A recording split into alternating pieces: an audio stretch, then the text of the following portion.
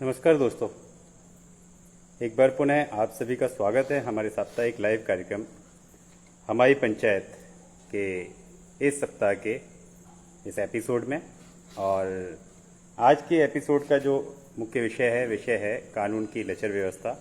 और आज के इस एपिसोड में हमारे जो मुख्य वक्ता हैं वो हैं हमारे सभी के चहेते फौजी बाबा। तो मैं आप सबको मिलाना चाहता हूँ बाबा से और इस कार्यक्रम को अब आगे बढ़ाना चाहता हूँ।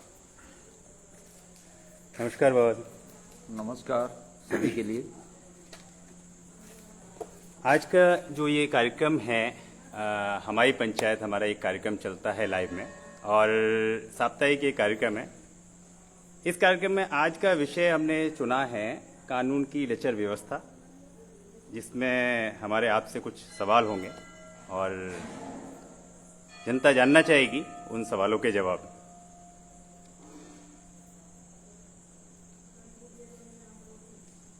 पहला जो प्रश्न हमारे पास आया है जनता की तरफ से, ये प्रश्न है कि क्या आपको लगता है कि आज की न्याय व्यवस्था आम नागरिक का विश्वास जीतने में नाकाम हो रही है? अगर दो शब्दों में कहा जाए जी, तो आज की न्याय व्यवस्था जी, अपंग हो गई। अपंग जिसे पैरालाइज्ड कहते हैं, जी, जिसमें शारीरिक अंग ठीक से काम नहीं करते हैं। जी, आज अपंग न्याय व्यवस्था के अंडर हम लोग जी रहे हैं। जी, हमारा जो जीवन का एक ढाल होती है, जी, एक कवच होता है, वो न्याय व्यवस्था होती है। जी, अगर न्याय व्यवस्था अच्छी होती है तो देश के मानव की जिंदगी दौड़ती है। जी, और भी कमजोर न्याय व्यवस्था होती है तो चलती है, जीवन चलता है। जी, लेकिन आज की न्याय व्यवस्था को देखते हुए न तो जिंदगी दौड़ रही, न जिंदगी चल रही। जस्ट न्याय व्यवस्था तो एक दर्द है, एक खुंदक है, जूझ रहे हैं। जी, और उदाहरण के लिए आप ले लीजिए, जब मैं सेना से आया था जी, 2004 में, थाना हो, तहसील हो, ब्लॉक हो, जिला हो, जी, रिश्वत तो बहुत लंबे समय से चली आ रही है। जी, कोई आज नया नहीं चाह रही है। जी, लेकिन पहले कोई भी कर्मचारी अधिकारी रिश्वत लेते हुए डरता था। जी, पीछे को हाथ घुमा के लेता था या टेबल के नीचे से लेता था या कोई इनडायरेक्ट वे में लेता था। जी, आज की जो लीडरशिप है या जो अधिकारी गण हैं, जी, खुलेआम मांगते हैं कि इतना चाहिए, कहीं भी शिकायत कर दीजिए। जी, तो 100, 200, 500 रुपए में मामला सेटल हो जाता था। जी, आज 100, 200, 500 रुपए की तो बात खत्म हो गई। जी, अब अगर छोटी से छोटी रिश्वत जी, थाने की ले लो या तहसील की ब्लॉक में 10,000 से नीचे तो रिश्वत रही नहीं आज। जी, और निर्भीक होकर के ले रहे हैं। रही शिकायत की बात, बॉटम टू टॉप कहीं भी चले जाओ, कोई आपकी सुनने के लिए तैयार है नहीं। इस बात को सब लोग जानते हैं, कोई नई बात नहीं बता रहा हूं, सब लोग आप जूझ रहे हैं। जी, बिल्कुल। इसका इलाज क्या है? जी, आज का जो यूथ है, आज के जो लोग हैं, जी, इनके अंदर गुस्सा तो है। जी, अगर गुस्सा दिखाते हैं, रोड पे आते हैं, जी, इसके खिलाफ आवाज को बुलंद करते हैं, जी, तो कानून का कवच तैयार बैठा हुआ है। लाठी चार्ज, जेल में डालना, जी, कानून का भय दिखाना। जी, बिल्कुल। तो आज की लचर कानून व्यवस्था ने एक तो लोगों की आवाज को छीन लिया, जी, बिल्कुल। वॉइस लेस कर दिया। आज अपनी वॉइस को रेज नहीं कर सकते अगेंस्ट करप्शन, अगेंस्ट इनजस्टिस। दूसरा, मैं रोज देख रहा हूं, पहले जो अधिकारी थे बात को हमारी को सुनते थे, तवज्जो भी देते थे। जी बिल्कुल। कोई सीनियर सिटीजन भी कहीं किसी ऑफिस में जाता था, अधिकारी तवज्जो देते थे। जी आज तो केवल नोट को तवज्जो रह गई है। जो मिडिल मैन है, उसके मिडिल मैन, जी उनके माध्यम से पैसा जा रहा है। बिल्कुल। अब इस रोकने के लिए क्या हो सकता है? ये तो जो मैंने अब तक कहा है वो सब लोगों को पता है, जूझ रहे हैं। बिल्कुल बिल्कुल। अब जनता के पास वोट होता है, वोट, जी वोट की पावर, जी और इस पावर से अपना एक रक्षक तैयार करते हैं। जिनको हमारी जनता वोट देती है, जी वो इनके रक्षक पैदा कर रहे हैं कि भैया हम तुम्हें वोट दे रहे हैं जी और हमारी तू रक्षा कर। जी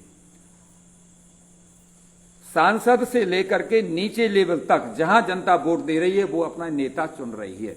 जी लेकिन जो लीडर्स हैं, मैक्सिमम अच्छे लीडर्स भी हैं लेकिन बहुत कम है, अच्छे अधिकारी भी हैं, उनकी संख्या कम है। जी वो लोग गैंग बना करके लूटना, जिनको इन्होंने नेता चुना था, जी वो खुद उस गैंग में शामिल हो गए। जी बिल्कुल। जनता ठगा सा महसूस कर रही है। जी पहले हमने देखा है, जब हम पढ़ते थे तो ये बोलता था डिप्टी साहब आ रहे हैं यहां स्कूल में चेकिंग के लिए। ये मान लीजिए हड़कंप मच जाता था स्कूलों के अंदर। जी आज शायद बीईओ बोलते हैं या एबीएस से बोलते हैं, जो भी हैं, तो स्कूलों में बोला चेकिंग आ रही स्कूलों की, हड़कंप मच जाता था। जी कोई नेता आता था किसी ऑफिस में जांच करने के लिए कि फलाना सांसद, विधायक, मंत्री आ रहा है, तो भूचाल आ जाता अगर सारे सिस्टम को ठीक करो। आज विधायक जाए जांच करने के लिए या सांसद जाए, कोई पहले तो वो जाते ही नहीं, क्यों कमीशन खा रहे हैं सब लोग। जी तो ये मान लीजिए अधिकारियों पर भनक नहीं पड़ती कि कोई सांसद, विधायक या नेता आ रहा है या कुत्ता आ रहा है, कुत्ते जैसी भनक नहीं। ये कंडीशन इन्होंने अपनी गिरा ली है। जी हालांकि सांसद, विधायक एक सम्माननीय पद है, जी लेकिन खुद दलाल हो गए, जो बेईमान हो गए, गद्दारी कर रहे हैं जी अपने वोटर्स के साथ में।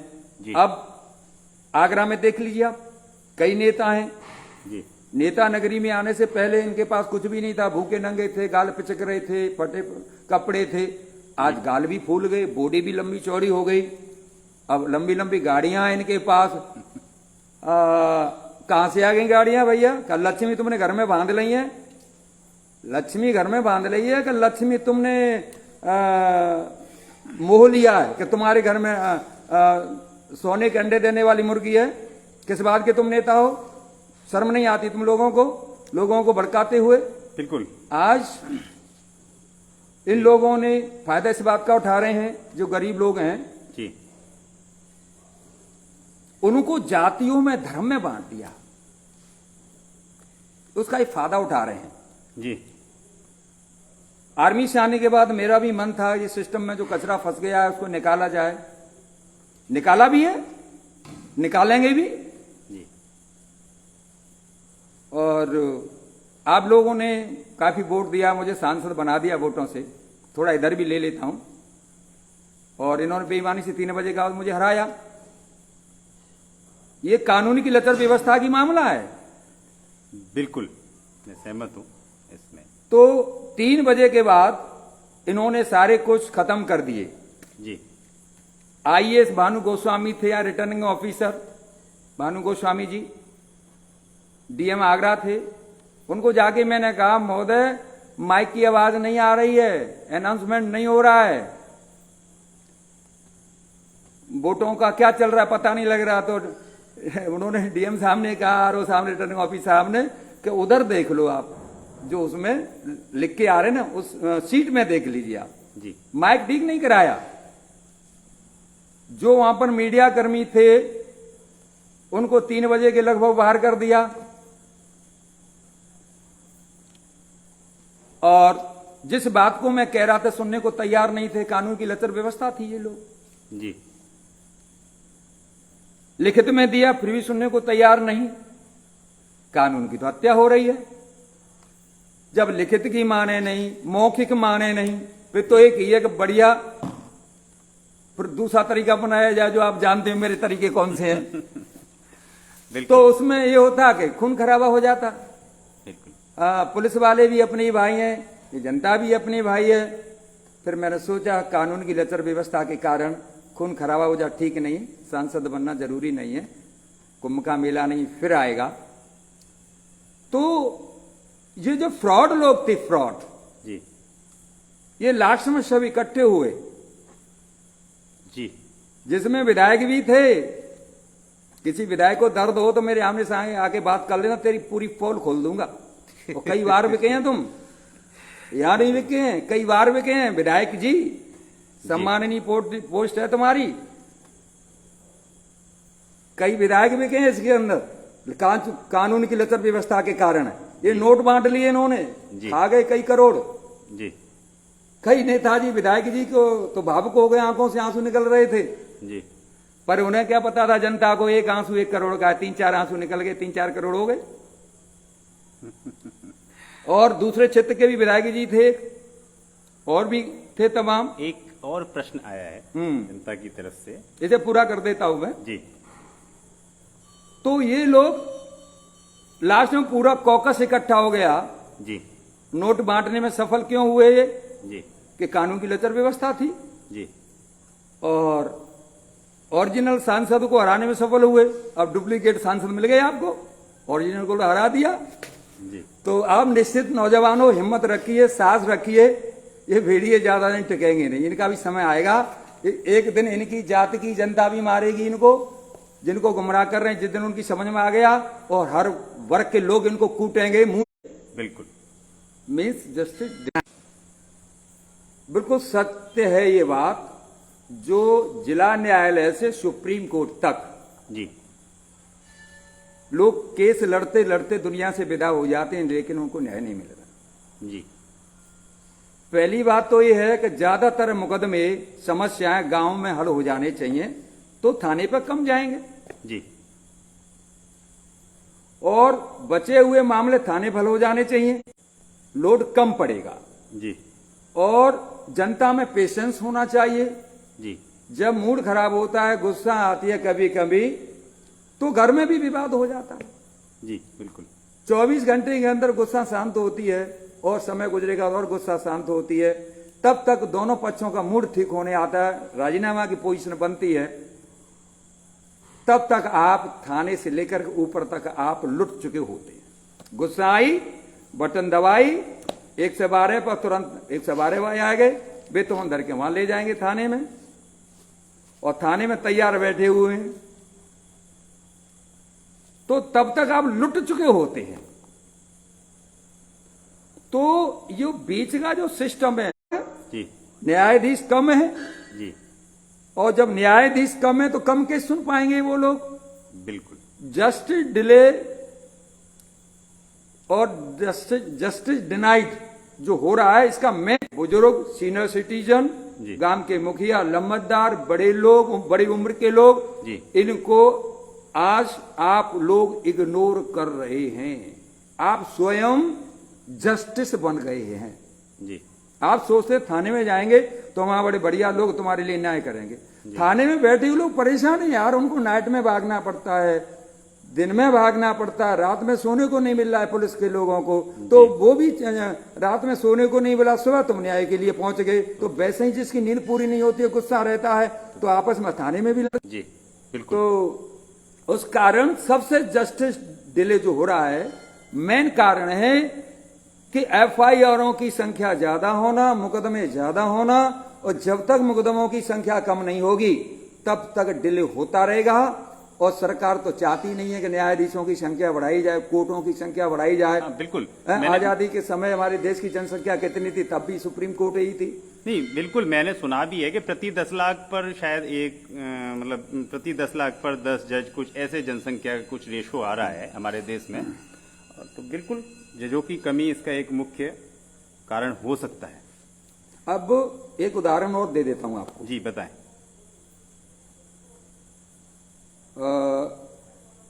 अब सांसद विधायक जैसे लोगों को पेशेंस नहीं रहा। ये आम लोग तो झगड़ा हुआ, जी झगड़ा हुआ और फोन करते हैं, चले जाते हैं, कोई बात नहीं, आम लोग हैं बेचारे, गुस्सा में, और गुस्सा में फोन करने थाने चले जाते हैं। जी। एक जीता ज्यादा तो उदाहरण मैं आज कल का ही देता हूं। जी। एक लड़के हैं वहां के सरेंदी के पास गांव है, जी। नंगला पूंछरी, जी। तो वहां के नौजवान है अलविंदर। जी। तो हमारे विधायक जी के खिलाफ जी। उन्होंने कोई कमेंट कर दिया। जी। कमेंट ये कर दिया कि विधायक जी की कमर में परेशानी थी, जी। तो कहीं दुख सुख में जाते थे तो कुर्सी पे बैठते थे वो, जी। तो लोगों ने ऐसा किया कि विधायक जी ऊपर बैठते हैं, जी। बुजुर्ग नीचे बैठते हैं। वास्तव में विधायक जी की कमर में तकलीफ है, इलाज चल रहा है, मुझे पता है। उनकी गर्दन में एक बार मैंने पट्टा देखा था, गर्दन में भी उनको परेशानी थी, कमर में काफी दिन से परेशान, उनका इलाज चल रहा है, जयपुर भी उन्होंने इलाज कराया है। जी। तो लोगों को समझाने के लिए उन्होंने एक वीडियो डाली थी उनके किसी आदमी ने जी। कि ऐसे ऐसे मुझे परेशानी है कमर में, इसलिए मैं कुर्सी पे बैठता हूं। और जाए जब बॉडी ठीक नहीं तो बैठेंगे कुर्सी पे, मुझे भी कोई तकलीफ हो जाए, जी। मेरे भी पैर में कमर में चोट हो जाए, मैं भी बैठूंगा, किसी के साथ में हो सकता है। बिल्कुल। और मैं सम्मान करता हूं विधायक जी का, जी। रेस्पेक्टेबल पोस्ट है विधायक सांसद, सम्मान करता हूं उनका। जी। लेकिन बच्चे कभी नादानी भी करते हैं, जी। हमारे परिवार में भी करते हैं। हमारे भतीजे ने भी एक बार गलती की थी, तो बेटा जब मैं जेल घूम के आता तुझे पता लग जाएगा दुनिया क्या है। उससे झगड़ा किया कि पंडित जी से, मैंने जेल जाने तो राजीनामा नहीं कराऊंगा। जी। मैंने तो जेल देख गया, जी। और जेल देख के आ कि मेरी जेल अच्छी लग रही है तो झगड़े करता रहा, ना लग रही तो सुधर जाओ, सुधार हुआ। जी। कोई भी हो, अपना पड़ा है, सही बात कहनी चाहिए। ये बात मुझे क्यों कहनी पड़ रही है, अब उसने कमेंट में क्या लिख दिया उस लड़के ने कि चुनाव में जो 4 करोड़ रुपए मिले हैं उनको गर्म करके कमर से लगा लो, ये उस लड़के ने लिखा। नहीं लिखना चाहिए, एक उन्होंने गलत लिखा।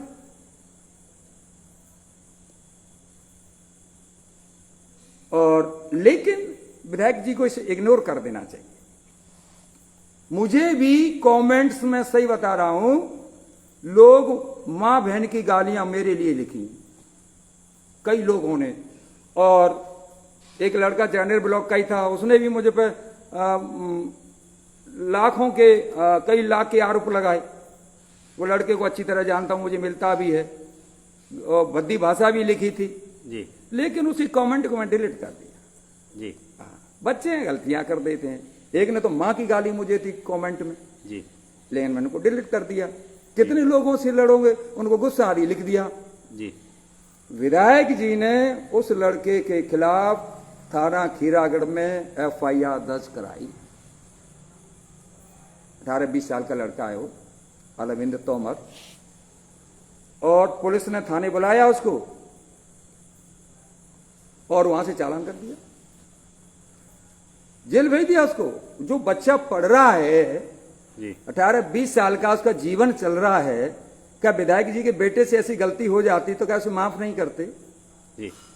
18-20 साल के लड़के को और विधायक जी ने जेल भिजवा दिया। अब उनकी जमानत होनी थी वहां से, ACP के यहां से। जी। ACP जी को भी फोन कर दिया, फोन नहीं किया तो जमानत क्यों नहीं, सेम डे जमानत हो जानी चाहिए। अब क्या इसका सबूत कहां से लाएंगे? सेम डे जमानत होनी चाहिए, उस दिन जमानत नहीं होने दी, उस दिन नहीं तो सेकंड डे जमानत होनी चाहिए। जी। मैंने भी ACP महोदया को फोन किया, एक कानून की लचर व्यवस्था की बात कर रहा हूं, और किसी को दर्द होता है तो होने दो, परवाह नहीं करना किसी बात की। ACP महोदया ने मेरा फोन नहीं उठाया, क्या जवाब देती? विधायक जी का प्रेशर है कि जमानत ना हो जाए। जी। और आज शायद आदेश क्या हुए हैं आप लोगों को पता होगा, एक आध दिन वो जेल से आ जाएगा। जी। ये बोलकर मैं ये कहना चाह रहा हूं, इतनी बड़ी हस्ती क्षेत्र की और इतना बड़ा एक्शन एक बच्चे के खिलाफ ले लेना, शायद विधायक जी को सोचना चाहिए था इस विषय पर, और उसके पिता को फोन करना चाहिए था, पिता उनको, विधायक जी को। उनके संबंध है उसके पिताजी से, इन्होंने बिजनेस भी किया उनके पिताजी के साथ में। फोन करते कि अपने बेटे को संभालिए भाई, ये क्या लिख दिया है, 2 मिनट में डिलीट हो जाती जी। उसने तो अपने आदमी से उनको धमकी और दिलवा दी उस लड़के को। जी। फोन आया था, उल्टी सी धमकी दी उसको, हम ये कर देंगे वो कर देंगे, FIR कर देंगे। दरोगा जी ने भी फटाफट उसको भेज दिया वहां से। कौन सी कानून है भैया? ये बोल के मैं ये कहना चाह रहा हूं कि इतनी बड़ी हस्ती क्षेत्र गांव में 112 नंबर को बुलाता है जी। या झगड़ा कर लेता है, तो वो तो बेचारे lake of education, lake of IQ level, बहुत सारी कमी के कारण या फ्रस्ट्रेशन या गुस्सा के कारण तुरंत जाते ही हैं। लेकिन विधायक जी ने विद उस बच्चे के खिलाफ एक्शन लिया। मैं समझता हूं इतनी बड़ी हस्ती को, सम्माननीय विधायक जी को इस तरह से एक्शन नहीं लेना चाहिए था। और दूसरा, दरोगा जी सुनने को तैयार नहीं, ACP महोदय सुनने को तैयार नहीं। वैसे तो कहते हैं हमारी को मान तो ना है भैया, फोन करते हैं तो मान देना, ले दे के अपना हिसाब किताब कर लीजिए। यहां तो तुरंत मान लिया, उस बच्चे पर पूरी ताकत झोंक दी, मरोड़ के रख दिया उसको। एक छोटी उम्र में उस बच्चे से क्या गुजरेगी? बिल्कुल। तो ये कहकर के मैं ये कहना चाहता हूं कि इतनी बड़ी हस्ती छोटे से शब्दों को बर्दाश्त नहीं कर पाए, तो आम जनता तो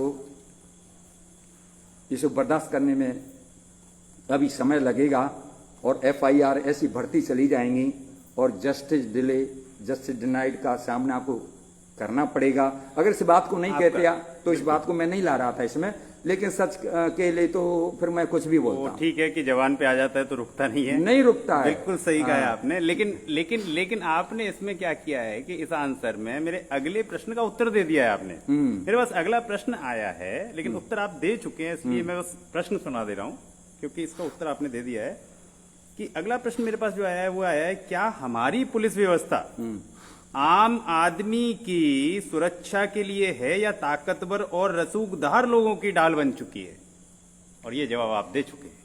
नहीं, इसमें ही बता देता हूं, मैं आर्मी से आया था जी। कई लोग पत्रकारिता भी कर रहे हैं, और भी कई लोग मैंने बीच में देखे हूं, और भी सारे लोग हैं जी। जिनके गाल अंदर बैठे हुए थे। जैसे आज मेरा चेहरा है ना, मिलिट्री से आया था तो मेरी बॉडी डबल थी जी। उनके गाल बैठे हुए थे, और कपड़ों की हालत भी अच्छी नहीं थी जी। आज उनके गाल चमकते हैं। गाड़ी में बैठे हूं, वो लोग थाने की दलाली कर रहे हैं, थाने की दलाली कर रहे हैं जी। तहसील की दलाली कर रहे हैं जी। तो एक चीज मैं और आपको बता दूं, जो जी। आज हमारा समाज पिस क्यों रहा है। जी। अगर हमारे देश में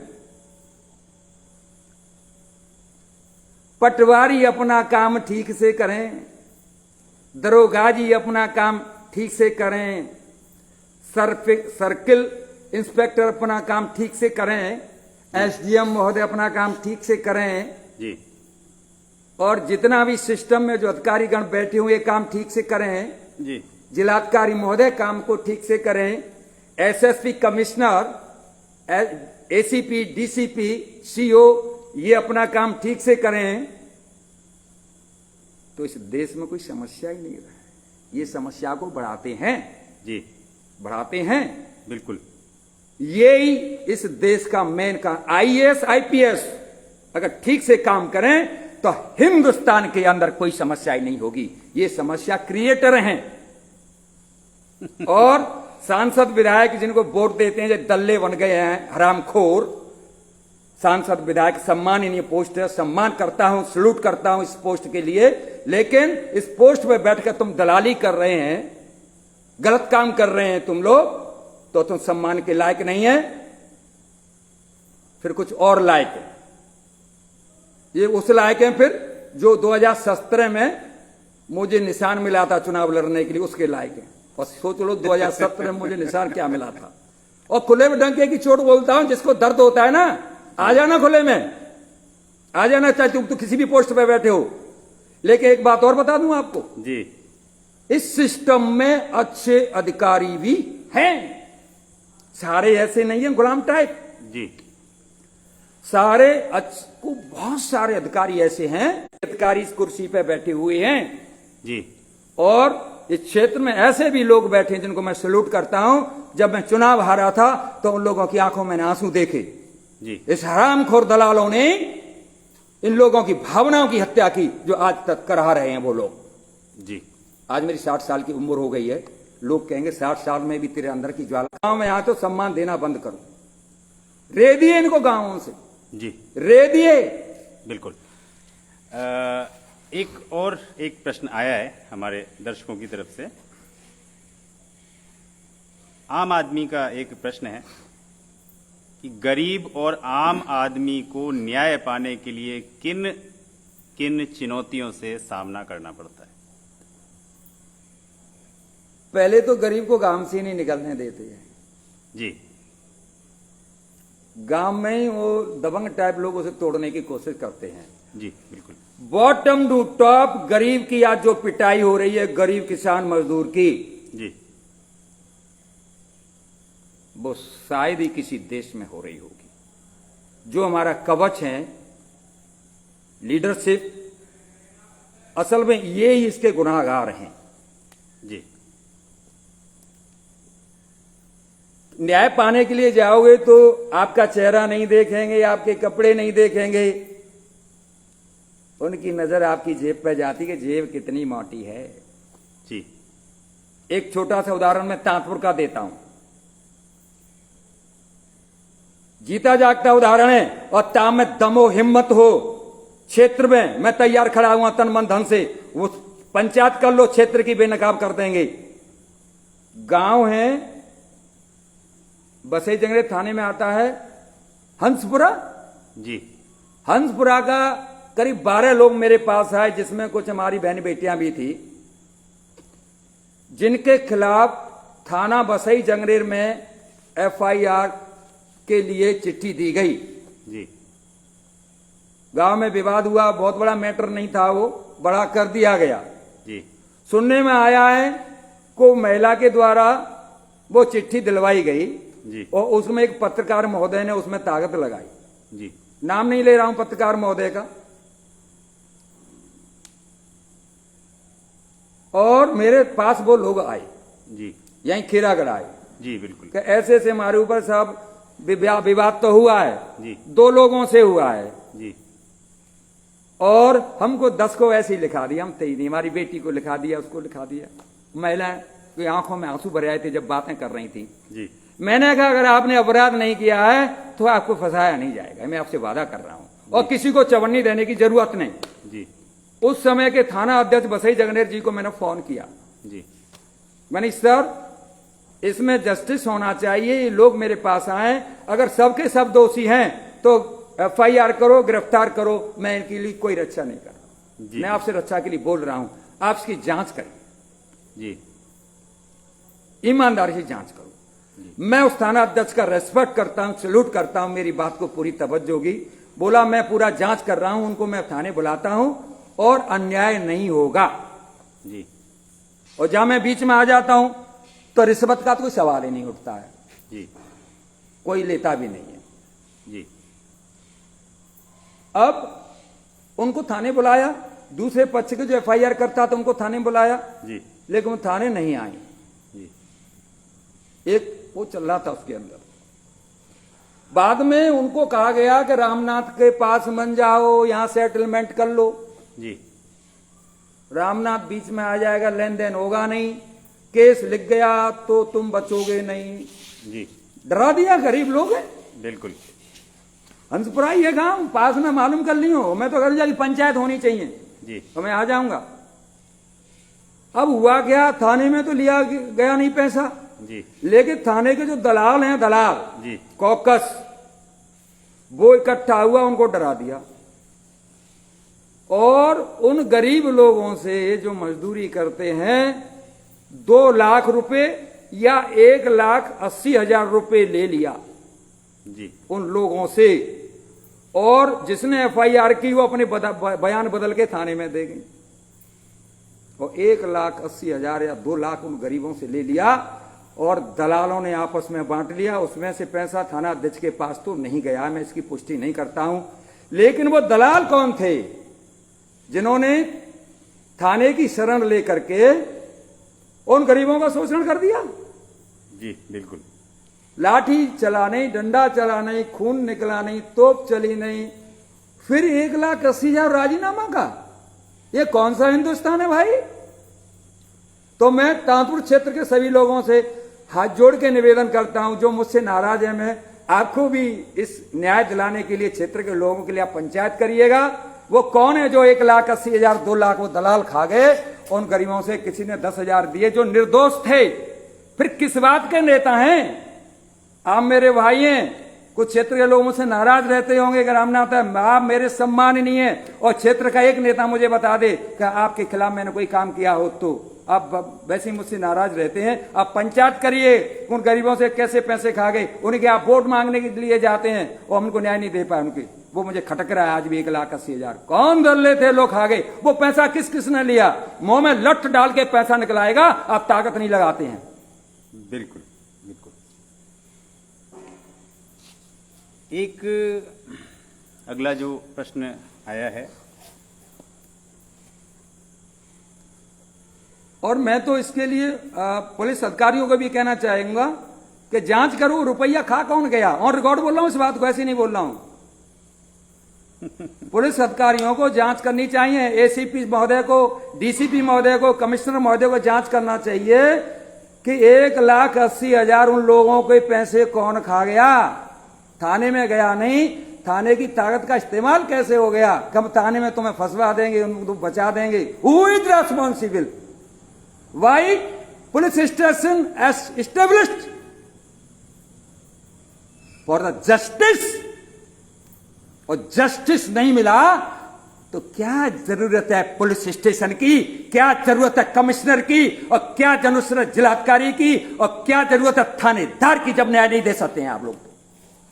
हटा देना चाहिए ऐसे पुलिस स्टेशन को। इसी से जुड़ा हुआ अगला प्रश्न है हमारा। अगला प्रश्न जो आया है हमारे दर्शकों की तरफ से। अच्छा दर्शक, आज आपकी आवाज सुन के जाने कहां से कर दो, मैं तो घंटों बोलता रहूंगा इसमें। बिल्कुल बिल्कुल, लेकिन वो क्या है ना कि सारे प्रश्न जो जनता पूछ रही है वो हमें पूछने पड़ेंगे आपसे। और अगला प्रश्न है कि क्या न्यायपालिका और पुलिस तंत्र में भ्रष्टाचार ही कानून की सबसे बड़ी कमजोरी है? अच्छा ये बताओ, न्यायपालिका की जो कमर तो तोड़ दी है भ्रष्टाचार ने, यही प्रश्न है। कमर तो तोड़ दी है, और जिसकी कमर टूट जाती है वो कैसे चलता है आप अंदाजा कर लीजिएगा। हमारा देश घोरे अंग्रेजों का शासन से काफी झेल चुका है, उनके शोषण को। जी, अंग्रेजों को गुलाम था वो जी। आज उनसे भी बदतर हालत में हमारे देश के जो ये काले अंग्रेज बोलता हूं, जी, काले अंग्रेज, जी, ये काले अंग्रेज उनसे भी ज्यादा बदतर हालत में। आपका सवाल क्या था? मेरा सवाल है कि क्या न्यायपालिका और पुलिस तंत्र में भ्रष्टाचार ही कानून की सबसे बड़ी कमजोरी है? भैया इस सबका आपको न्यायपालिका तक जाने की जरूरत ही कम पड़ेगी अगर यहां के जो लीडर्स हैं, सांसद, विधायक, बहुत बड़ी ताकत होती है। अगर ये लोग चाहें तो आपको थाने पे न्याय मिल जाएगा, थाने पे न्याय मिल जाएगा, आगे चल के न्याय मिल जाएगा। लेकिन ये लोग कमीशन खोरी में व्यस्त हैं। पहले तो मेरे पास ये भी खबरें आती थी कि सांसद जी को फोन मत कर देना, नहीं तो बढ़ जाएगी रेट। अच्छा, रेटें बढ़ जाएंगी। और फिर हिम्मत हो, मैं बोल रहा हूं, मेरे सामने आ जाओ बात करने के लिए, खुले चुनौती डरी है। तुम कमीशन ना खा रहे तो तुम्हारे बेटे पे पिता पे, रिश्तेदारों पे 2-2 करोड़ की गाड़ियां कहां से आ गई, बंगले कहां से आ गए हैं? तुम लंबी लंबी गाड़ी लेके घूम रहे, कहां से पैसा आया? जी कहां से पैसा आया? बिल्कुल। जो बीच का तंत्र जो मजबूत हो रहा है रिश्वतखोरी का, कानून और पुलिस के बीच के अंदर, इनको भय नहीं है। अगर इनको भय होता तो कानून और पुलिस के बीच में जो तंत्र है, जो लचर कर रहा है इसको, इनका सांसद, विधायक, मंत्री, इनका भय होता तो ये बीच का तंत्र पनपता ही नहीं, आपका शोषण ही नहीं होता। जी। पर वोटों के समय पर आप लोगों को गुमराह कर देते हैं। तरह तरह की वीडियो उल्टी सीधी आती हैं। थोड़े से पैसे देकर के जाति के नाम पे लड़कों से वीडियो बनवा लेते हैं। क्या उसने तुम्हारी जात को ये गाली दे दी, किसी को दारू पिला दी, किसी को बुलवा दिया, और अपनी गाड़ी को उस जाति के लोगों को बिठा के लेके दारू पी के पैसे लेके क्या तुम फलानी जाति को गाली दो, और उन्होंने गाली दे दी पैसे से। फिर कहते हैं फलानी जाति को तो अवैध गाली दे रहे हैं, जीते गए तो क्या करेंगे? ये सिस्टम वो आप समझ नहीं पा रहे हैं इनको, कि आपके ब्रेन वॉश कर रहे हैं लोग। अगर रामनाथ सांसद होता, स्कूल की शिक्षा सुधरती जी, तो क्या सब जाति की नहीं सुधरती? हॉस्पिटल ठीक काम करता तो इलाज किसका होता? आप सोचिए इस बात को। तो इनको जागिए इन भेड़ियों से जो तुम्हारा शोषण करवा रहे हैं, और अब जागिए आप लोग।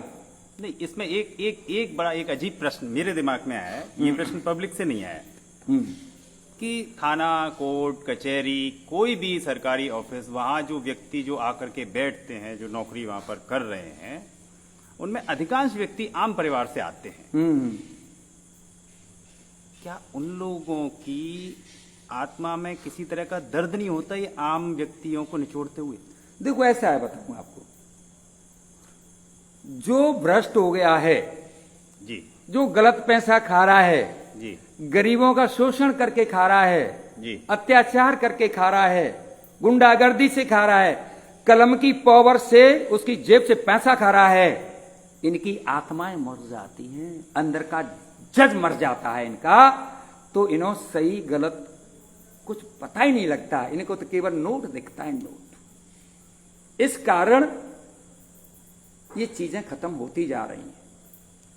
बिल्कुल। मेन कारण तो इसका ये है। और एक आपको एग्जाम्पल और दे दूं। जी बताएं। पता नहीं आप लोग इन नेताओं को, भ्रष्ट नेताओं को, ईमानदार भले नेता, समाजसेवी नेताओं के तो चरण धो करके मैं उनके पानी पीने के लिए, चरणामृत पीने के लिए तैयार हूं। ऐसे सांसद, विधायक, मंत्रियों का पैर धो करके चरणामृत पीने के लिए मैं तैयार हूं। जो आपके लिए लड़ रहे हैं वो दलाली नहीं कर रहे हैं ऐसे लोगों की, और जो दलाली कर रहे हैं, आपको लूट रहे हैं, ऐसे लोगों से तो जूता से बात करने का समय आ गया है। कानून क्या कहती है मुझे नहीं पता, मेरे पर थोप दो, कितने मुकदमे थोपोगे और जेल में जाएंगे, वहां भी हम लड़ेंगे। अब जेल शब्द आ गया तो जेल पे भी सुनेंगे आप लोग, जेल पे बताइए। अब मैं जेल में रहा हूं जी, मुझे गैंगस्टर, वहां गुंडा टैक्स लिया जाता है। मैं जब गया था जेल में तब 1500 रुपए था जेल गुंडा टैक्स, 1500 जी। बहुत लंबी कहानी, शॉर्ट में बता देता हूं। मैंने नहीं दिया तो बड़ा झगड़ा हुआ वहां पर, और बाद में मैं वहां के उनसे भी पास भी लेंगे, और बगैर पैसे तो वहां कोई बातें नहीं होती जी। वहां का खाना ऐसा है, दाल ऐसी है, आप देख लो जी, कि पतीले में जो दाल आती है उसमें डुबकी लगाओ, आप दाल ढूंढो कहीं तो दाल तो नहीं मिलेगी आपको, कंकड़े का जरूर मिल जाएगा जी। रोटी जेल की ऐसी है कि मैं जिला आगरा की बात कर रहा हूं, कोई अधिकारी सुनना हो तो, उस रोटी को कुत्ता नहीं खाएगा। कैंटीन खुली है, एक चमचा दाल 20 रुपए की मिलती है, क्या करोगे आप लोग उसको? और बहुत पैसा मिलता है, ठीक है, सजा मिलेगी, लेना चाहिए। अब वो गुंडा टैक्स 1500 का लगभग 10,000 6,000 पहुंच गया आज। अच्छा, ये बोल के मैं ये कहना चाह रहा हूं, हालांकि मुझे काफी झेलना पड़ा जेल के अंदर, और मुझे यही पता, जेल में निरीक्षण करने के लिए मंत्री जाते हैं जी, जेल का निरीक्षण करने के लिए पुलिस अधिकारी जाते हैं, बड़े जी, डीएम जाते हैं, जी, बड़े बड़े नेता जाते हैं निरीक्षण करने के लिए। क्या ये सब लोग अंधे हैं? बिल्कुल। इनको जेल में कुछ दिखाई नहीं देता कि जेल में किस तरह से का शोषण हो रहा है? मोर देन 70% लोग निर्दोष हैं उसके अंदर, 70% से ज्यादा लोग निर्दोष हैं जेल के अंदर जी। और जेल का निरीक्षण करके आते हैं। ये सब अंधे हैं। जब तक जनता रोड पे नहीं आएगी ये व्यवस्था सुधर नहीं सकती है। और मैं तो ये समझता हूं देश में क्रांति पैदा होनी चाहिए। जब तक यूथ रोड पे नहीं आएगा ये हरामखोर सुधर नहीं सकते हैं। देश मांग रहा है इस बात को। अभी आपने एक वाक्य कहा है कि मोर देन 70% पर्सन जो जेल में बंद हैं वो निर्दोष हैं। बिल्कुल। अगर मैं आपकी बात को सत्य मानता हूं तो एक प्रश्न उठता है कि निर्दोष लोग जो सजा भुगत के आते हैं, क्या सॉरी बोल देना या आपको हुई असुविधा का हमें खेद है, क्या सिर्फ इतना कह देने से उनकी जिंदगी के जो मतलब समय उसमें उन्हें काटना पड़ा या जिंदगी में जो झेलना पड़ा है, परिवार को जो झेलना पड़ा, क्या ये भरपाई ये इक्वल है? क्या ये मतलब ये ऐसा क्यों है? हमारे देश में बदलाव क्यों नहीं हो रहा कानून के इन सेक्टर में? कारण ये है कि इसमें जो निर्दोष लोग सजा पा रहे हैं ज्यादातर वो गरीब और वीकर सेक्शन के लोग हैं और इन्हीं के लिए हमारे देश में कानून बहुत लचर है, ये वहां तक पहुंच नहीं सकते जी। और जो अमीर लोग हैं, लैंड लोड हैं जी, वो कानून को बहुत पहले ही खरीद लेते हैं। उनका शोषण हो ही नहीं रहा, उनकी ऐसी लंबी सजा होती ही नहीं। अगर होती है तो हाई कोर्ट सुप्रीम कोर्ट से बहुत जल्दी अच्छे वकील मिल जाते हैं, वो छूट आते हैं। ये जो लंबी सजाएं हो रही हैं ये उन लोगों की हो रही हैं जो हैंड टू माउथ हैं, उनको कानून के रास्ते नहीं पते और कानून का रास्ता बताने वाले वकील बहुत महंगे हैं। इस कारण ये शोषण बढ़ रहा है। सॉरी से काम इसलिए बन जाता है कि गरीब के जो हाथ है ना वो कमजोर है। जिस दिन गरीब का हाथ कमजोर नहीं हो, मजबूत होगा तो गाल पे बढ़िया तमाचा पड़ेगा, तब इनकी आंखें खुलेंगी। नहीं तो यही चलेगा और ये तमाचा तभी पड़ेगा जब जनता रोड पर निकलेगी अपने अधिकारों के लिए। वर्तमान में कानून बनाने का अधिकार, कानून को खत्म करने का अधिकार सांसद विधायकों को है और इनकी आत्माएं मर गई हैं। ये पैसे कमाने में लगे हुए हैं और आम लोगों को कमजोर कर दिया है। कमजोर का एक शब्द मैं बता दूं, आज की जो पॉलिटिक्स है, इन्होंने अपनी जाति के नाम पे वोट ले रहे हैं, अपनी जाति को कमजोर कैसे कर रहे हैं जी। Physically, mentally and economically. Physically, mentally and economically, शारीरिक तौर पर, मानसिक तौर पर और आर्थिक धन के तौर पर आदमी कमजोर होगा तो उसे आराम से गुलाम बनाया जा सकता है जी। वो चीज ये कर रहे हैं जी। एजुकेशन खत्म कर दी, स्कूल बंद हो रहे हैं और शराब का ठेका गांव गांव पहुंचा रहे हैं और बेचारे गरीब घर का तनाव झगड़ा आकर के ठेके पे आ जाते हैं। उस दिन परेशान होता है तो कोई एक पैक दे देता, बाद में रोज पीना शुरू कर देता है। हमारी एजुकेशन खत्म कर दी तो नौकरी तो खत्म होनी है। शराब का ठेका गांव तक पहुंचा रहे हैं। शराब पिएगा तो दिमाग भी कमजोर होगा, शरीर भी कमजोर होगा, धन से भी कमजोर होगा। ये हमारे देश को दीमक की तरह लग गए हैं आज के करप्टेड ऑफिसर्स और अधिकारी का जी। मैं उन अधिकारियों को सैल्यूट करता हूं, उन नेताओं को सैल्यूट करता हूं जो नीम के ईंट साबित हो रहे हैं, इस देश को साध के रखे हुए ऐसे लोग हैं जो आज भी हैं। मैं मानता हूं नेता ऐसे आज भी हैं, लेकिन इनके खिलाफ आवाज उठेगी तभी इसका कुछ हल निकलेगा। एक बड़ा महत्वपूर्ण प्रश्न अभी आया है, मतलब लेकिन अब एक हमारे दर्शक का प्रश्न आया है कि आपके अनुसार कानून व्यवस्था को मजबूत और निष्पक्ष बनाने के लिए सबसे पहला ठोस कदम क्या होना चाहिए? बहुत बढ़िया सवाल है जी। आपको मैं पहली बता दूं, education is the backbone of the country and individual. जी। शिक्षा हमारे देश की रीढ़ की हड्डी है और स्वयं खुद की रीढ़ की हड्डी है जी। जब तक हमारे देश की समान एजुकेशन व्यवस्था नहीं होगी, एक झोंपड़ी में जन्मे हुए बच्चे को और एक बंगले में जन्मे हुए बच्चे की एजुकेशन समान नहीं होगी, तब तक अपने अधिकारों को नहीं समझेंगे, वोट के अधिकार को नहीं समझेंगे। और जब एक गरीब परिवार के बच्चे को भी अच्छा शिक्षा मिलेगी, उसे अपने राइट्स पता होगा, जो वोट देने का जो कैंडिडेट सामने खड़ा हुआ लड़ने वाला वो समझ पाएगा कि ये आदमी कितना सही है कितना गलत है। जब राइट मैन को वोट देने वाला समझ लेगा कि मुझे वोट यहां देना चाहिए, तो पावर इनके हाथ में जी, तब ही इसमें कुछ बदलाव आ सकता है। और जब तक आप लोगों में इन्होंने अंग्रेजों की नीतियां आती फूट डालो राज करो जी, इन्होंने समाज में फूट डाल दी है जी, और शिक्षा की कमर तोड़ दी है, रोजगार खत्म हो ही रहा है। जब आप कमजोर होंगे तो अपनी खुद की लड़ाई घर की लड़ोगे, समाज की लड़ोगे, गरीबी से लड़ोगे, तमाम चीज से, बीमारी से लड़ोगे। आप लड़ रहे हैं, पूरा इलाज नहीं हो रहा है, मिलावट की दवा मिल रही है, आप अपनी लड़ाई लड़ रहे हैं और सही एक आदमी नहीं चुन पा रहे हैं समाज के लिए। और बड़ी बात है आगे की, तो एक हम बढ़िया प्रधान नहीं चुन पा रहे हैं। एक छोटा सा उदाहरण दे दूं आपको, मैं कांग्रेस पार्टी का जिला अध्यक्ष हूं और तो मुझे यहां पर जिला पंचायत चुनाव लड़ाना पड़ेगा। मैंने लोगों से कहा कि अगर मुझे ईमानदार प्रत्याशी मिलेंगे तो मैं चुनाव लड़ाऊंगा, नहीं तो मैं लड़ाऊंगा ना, जिला अध्यक्ष को मैं त्यागपत्र दूंगा। क्योंकि हो सकता है रामनाथ के नाम पर कुछ भाइयों ने वोट दिए भी हैं, देते भी हैं कि रामनाथ है तो यहां ठीक होगा, लेकिन मैंने बड़े बड़े तोप सिंह को, बड़ी बड़ी बंगले कोठियों में रहने वाले, मंच पर धाड़ मारने वाले लोगों ने न अपनी पगड़ी का ख्याल किया, न मूंछों का ख्याल किया, न अपनी उम्र का ख्याल किया, न अपने दादा बाबा का ख्याल किया। और जैसे पशुओं को खिरक में उसमें मेले में बेचने जाते हैं, ये लोग एक होटल में इकट्ठे होकर के बिकते हैं। तो हम ये अच्छे चुने जाए तो काम सही होगा जी। अब मेरे पास कई लोग आए जिला पंचायत के लिए, राम चुनाव लड़ना चाहते हैं। मैंने भैया क्यों लड़ना चाहते हो? अगर तुम बिके नहीं, अगर जो काम होता है उसमें थोड़ा सा आप कमीशन खाते रहना, 5 साल बिक जाते हैं तो काम ठीक से नहीं होता है।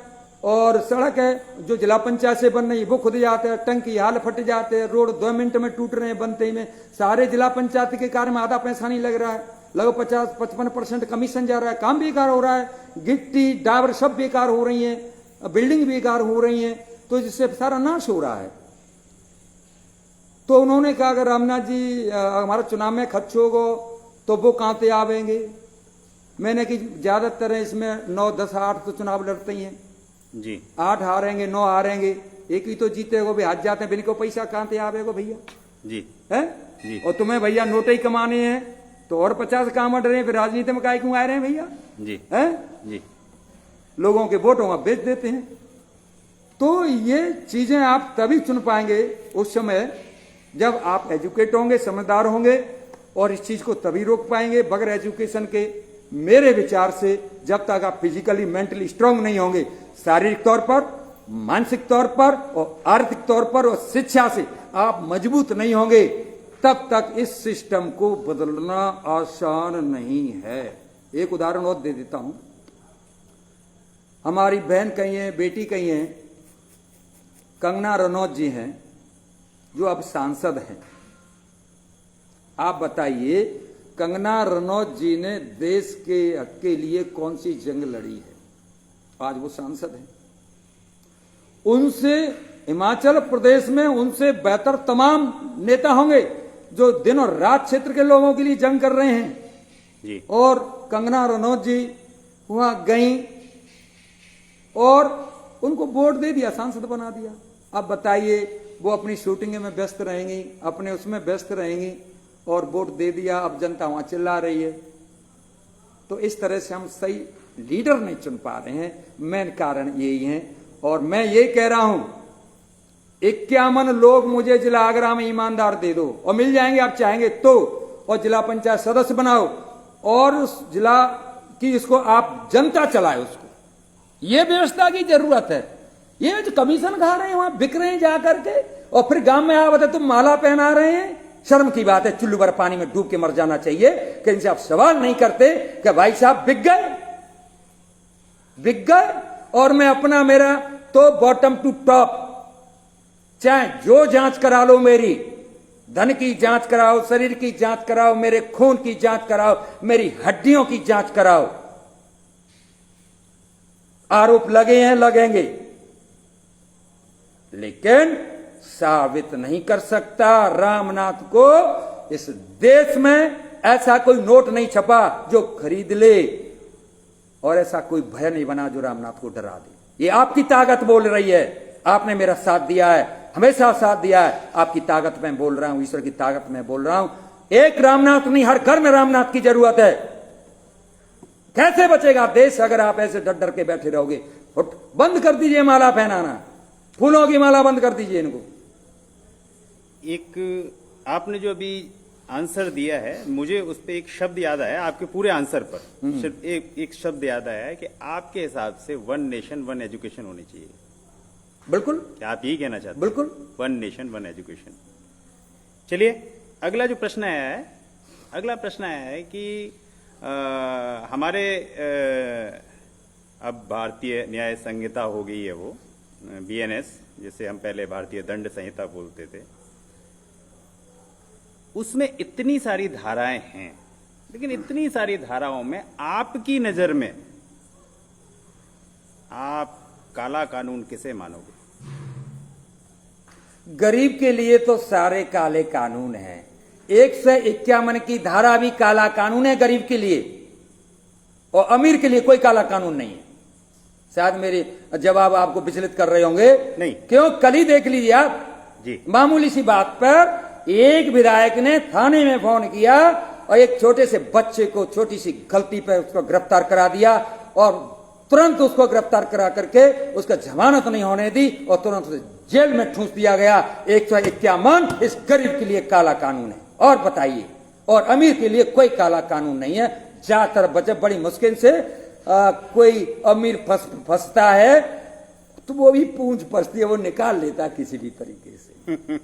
क्यों भैया, सही बात है ना? मेरी आवाज को सुन रहे हैं आप। अब काला कानून क्यों नहीं कहूं? आपके सामने गुंडा बैठा हुआ, जिला बदक किया है मुझे, जिले से बाहर किया है इन्होंने मुझे कई बार।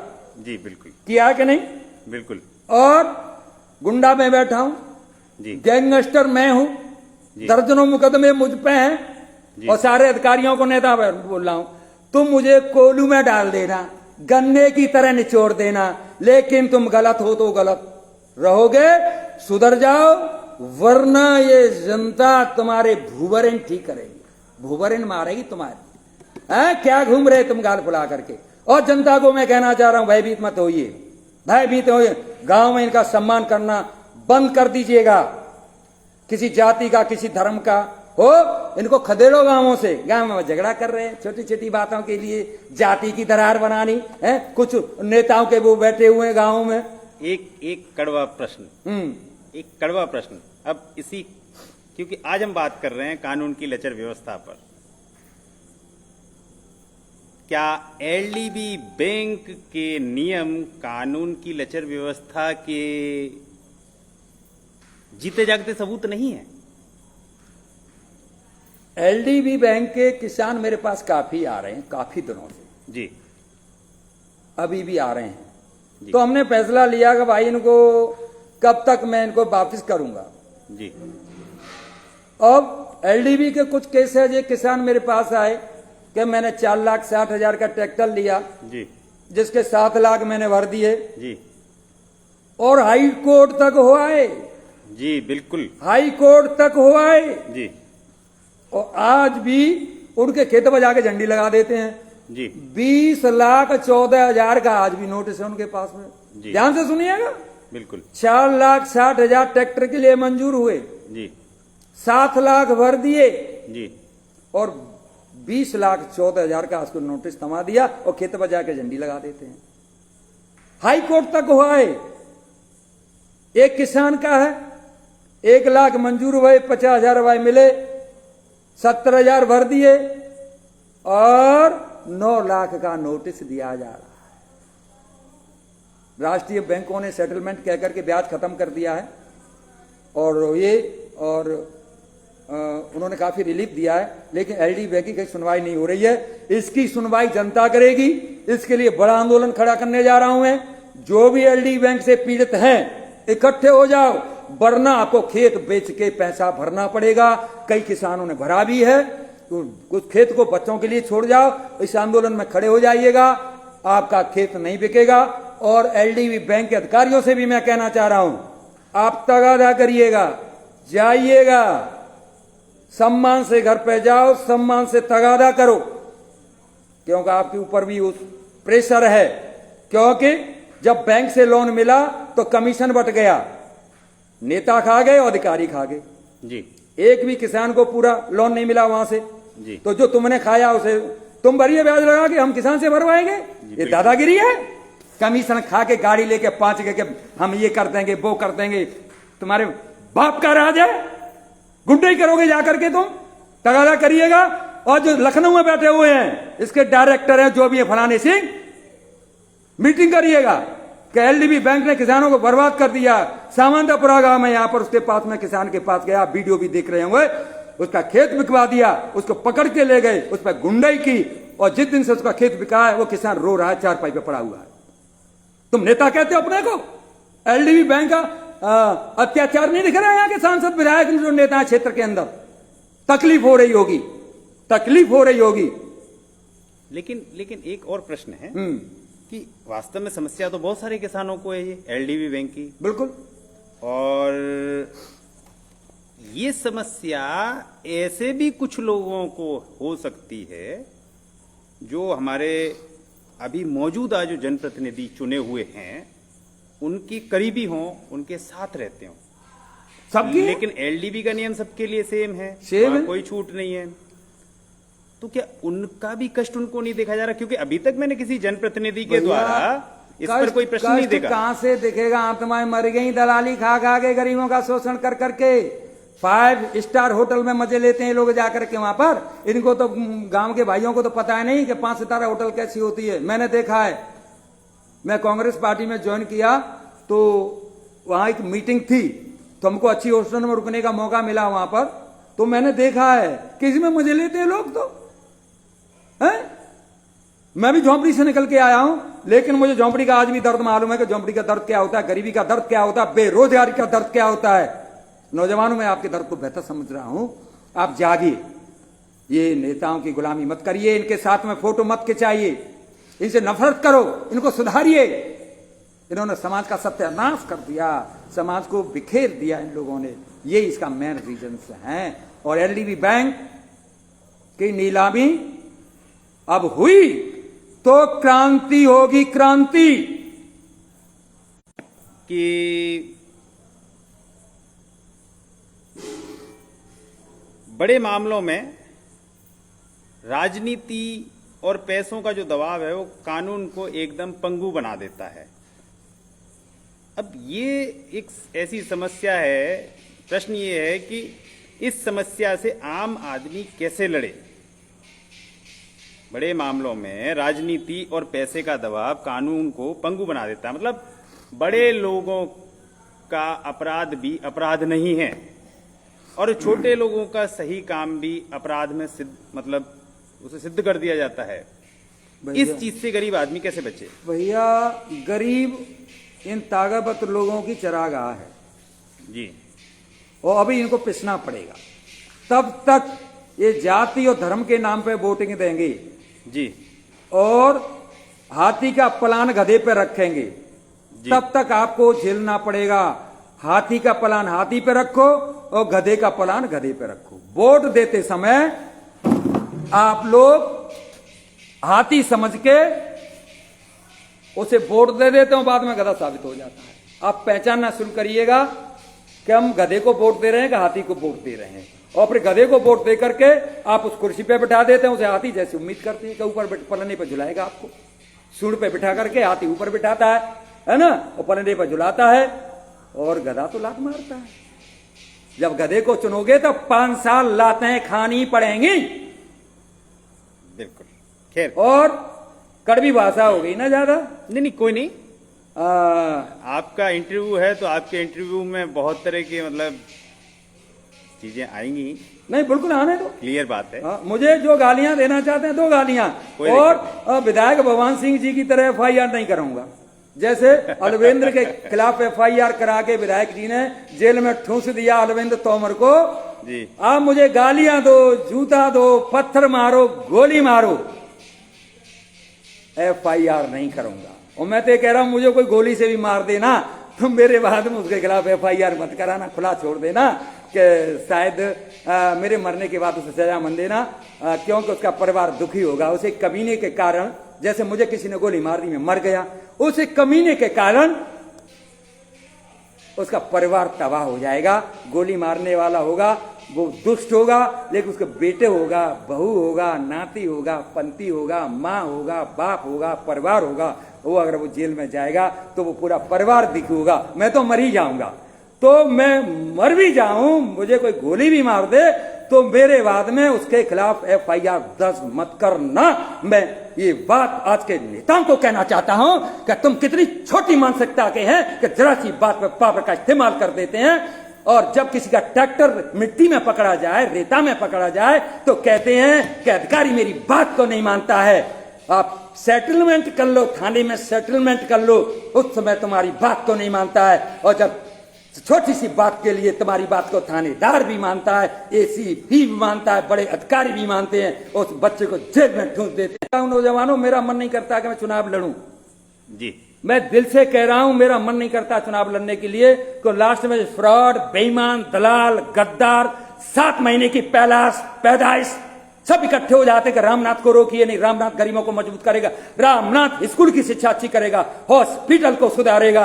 और ये दल्ले बैठे हुए हैं ना, ये लोगों की जमात खत्म हो जाएगी, इसलिए लोग इकट्ठे हो जाते हैं। और आप लोग इनको समझ नहीं पा रहे हैं। जब ये गांव में नोट बांटने आते हैं तो आप इनके नोट बंटने देते हैं। बड़े शर्म की बात है, लज्जा की बात है।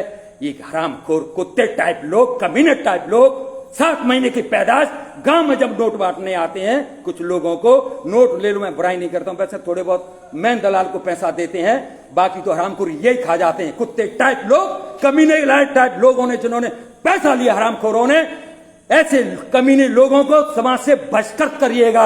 जब तक मेरी सांसें सुनाएंगी तुम्हारी ऐसी तैसी करता रहूंगा। नहीं मरवा दो साले, गोली मरवा दो रामनाथ के अंदर, तुम्हें मेरी आवाज सुनने के लिए ही मनेगा। गुस्सा आती है अंदर से। हम देश में जी रहे हैं, लोग फौजी बाबा का नाम जिंदाबाद के नारे लगाते हैं, फोन करते हैं तो हमारे फोन को नहीं उठाते हैं। बिजली वाले ऐसी तैसी करा रहे हैं, तुम दलाली कर रहे हो, कमीशन खा रहे हो, हमारे फोन को नहीं उठाते हैं। शर्म की बात है। तुम दलों की, जो दलालों की, जो कहना चाहिए रखाल बन के काम कर रहे हैं कानून का, उनका फोन उठाते हैं। चुल्लू भर पानी में डूब के मर जाने, तुम भी मरोगे एक दिन, हम भी मरेंगे, कितने भी कमा लो। आज मैं जो भाषण दे रहा हूं, हो सकता है कि मेरे दिमाग की नस फट जाए, मैं मर जाऊंगा अभी, तो मेरे जेब में जो पैसा होगा कोई और ही निकालेगा, मेरे फोन को कोई और ही उठाएगा। तुम इसलिए होश में नहीं हो, हरामखोरो, तुम देश को लूट रहे हैं, गरीबों को निवाला खा रहे हैं। गांव में जब मैं पैदा हुआ था, छप्पर था, इतने बड़े छप्पर में छीके में 5-10 किलो घी रहता था, हम गुड़ से हमारी मां उसको खिलाती थी। आज वो घी खत्म हो गया, गांवों से रई खत्म हो गया, गांवों से मठा खत्म हो गया, गांवों से बढ़िया अनाज खत्म हो गया, गांवों से शिक्षा खत्म हो गई, वहां दारू ले आए। और आप लोग ऐसे लोगों को गांव में सम्मान कर रहे हो। चुल्लू भर पानी में डूब के मर जाना चाहिए आप लोगों को। ऐसे सांसद विधायक गांव में आते हैं और उनके दल्ले ब्लॉक में बैठे हैं, तहसील में बैठे हैं, तुम इकट्ठे हो जाते हो हरामखोरों के साथ में फोटो खिंचाने के लिए, और तुम कहते हैं फलानी पार्टी के। कोई किसी पार्टी का नहीं, दलाल बन के बैठे ऐसे लोगों को आप लोगों को छेक देना चाहिए। आप गांव से मठा तक खत्म हो गया। और जिसके घर में भैंस नहीं है वो 5 लीटर दूध ले रहा है, तुम्हारे पास आधा लीटर घर में दूध नहीं बचे, बच्चों की चाय के लिए दूध नहीं बचा है। जब पैदा हुए तो गांव में लंबे चौड़े अट्ठे कट्टे लोग हुआ करते थे। आज गांव के अंदर गरीबी से लोग कमजोर पैदा हो गए गांव के अंदर, और घुटनों में दर्द, कमर में दर्द, लकवा मार गया, शुगर की बीमारी हो गई, दवा खाओ तो उसमें मिलावट आ रही, एक कमीने उसमें कमीशन खा रहे हैं, इसलिए दवा खराब आ रही है। अब आगरा में दवा पकड़ी गई 80 करोड़ की बता रहे हैं फर्जी। अरे वो इसलिए पकड़ी गई कि इनको कमीशन नहीं पहुंचा होगा अधिकारियों को, इसलिए पकड़ी गई। लेकिन फर्जी दवा को पकड़े, नकली दवा को पकड़े तो पूरे हिंदुस्तान में नकली दवाई पकड़ी जाएगी। अगर कमिश्नर या SSP या DM चाहे और या थानेदार चाहे तो क्षेत्र के अंदर दवा की बात तो छोड़िए, नकली सुई तक नहीं बन सकती। नकली दवा बन रही है तो उस जिले का डीएम, कमिश्नर, एसएसपी बनवा रहा है। मिलावट हो रही है, उस जिले का डीएम, कमिश्नर, सांसद, विधायक, मंत्री बनवा रहे हैं। ये इनके चेले हैं जो बना रहे हैं इस चीज को। इसलिए आप दवा खाओ तो काम खत्म हो रहा है। ये बीसलपुर के पास एक गांव है, घुसते ही नंगला मोहना है, क्या नाम है, एक पुलिस वाले भाई का एक्सीडेंट हुआ यहीं कागारोल के पास में जी, और वो दवा से ठीक भी हो गया जी, 20 दिन इलाज चला उसका। मेरे उसके पिताजी से बात हुई, वो वकील हैं जी, चौधरी हैं वो, चाह रहे हैं क्या है। मैंने उनके पिताजी मेरे बगल में बैठे थे, मैंने कैसे कैसे क्या हो गया, क्या इलाज से मेरा बेटा बिल्कुल ठीक हो गया। जी, और जब छुट्टी का समय आया तो हार्ट फेल हो गया और मर गया। मर इसलिए गया कि जो दवा दी थी उसमें नकली दवा थी। चोट सर में लगी थी वो ठीक हुई, लेकिन नकली दवा ने